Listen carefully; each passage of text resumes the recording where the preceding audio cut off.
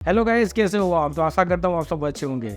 आज हम बातचीत करेंगे केस स्टडी 2 के बारे में, जिनका हेड ट्रांसप्लांट हुआ है उनके बारे में आपको थोड़ी सी बातचीत करता हूँ। पहली चीज़ कि ग्रेड ऑफ बाल्डनेस 5 to 6, छोटी उम्र।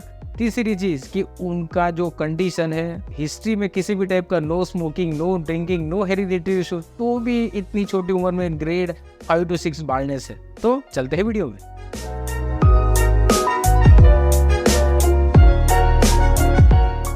तो गाइस मैं बातचीत करूंगा स्क्रीन पे। सीधी बात, आप देख सकते हो स्क्रीन पे उनकी जो सीधी कंडीशन है, क्योंकि पहले की कंडीशन आपके सामने है। ट्रांसप्लांट उन्होंने चूज़ किया था और उसके सामने ये स्क्रीन पे राइट और लेफ्ट भी आप उनका देख सकते हो। और थोड़ा उनके बाल बहुत सिल्की है और बाल बहुत ही पतले हैं। तीसरी चीज़, साइड लुक से देख सकते हो कि उनका जो डोनर है वो ऑक्सीपिटल जोन से भी उस टाइप का ही बहुत लिमिटेड टाइप का उनका जोन है। और आगे बढ़ते हैं हेडलाइन डिजाइनिंग में।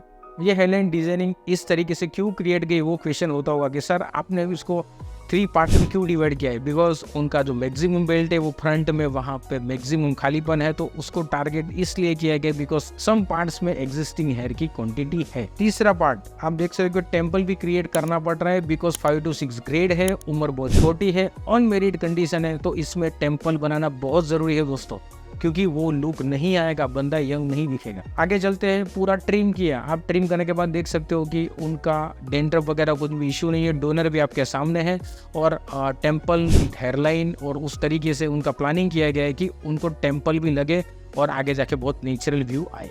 आगे चलते हैं, डोनर की थोड़ा जूम करके मैं आपको दिखाता हूँ। आप देख सकते हो कि इनका जो क्राउन का एरिया है वो ऑलमोस्ट लिमिटेड ही बचा है उनका donor area. Max to max आप सोच सकते हो कि उसके अंदर स्टैंडर्ड नहीं है, स्टैंडर्ड डोनर एरिया भी नहीं बोल सकते, बिलो स्टैंडर्ड के जोन में ये आते हैं।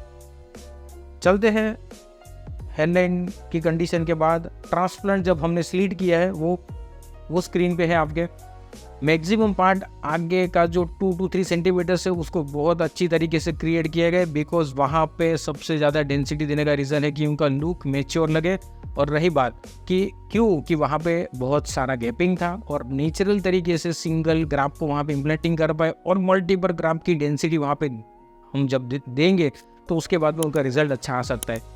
ये इस टाइप का जब हम लोग करते हैं उसका रीज़न है कि उनका डोनर में इस टाइप की मल्टीपल ग्राफ की क्वालिटी बहुत मीडियम रहती है, तब हमको ये ग्राफ को वहाँ पे डिवाइड करना पड़ता है और इस तरीके से हम लोग स्लिट का डायरेक्शन बनाते हैं कि मैक्सिमम पार्ट फ्रंट में, टॉप और जो एंड पोर्शन ऑफ जो क्राउन रहता है वहाँ पे थोड़ा बहुत स्प्रेड करना पड़ता है दोस्तों।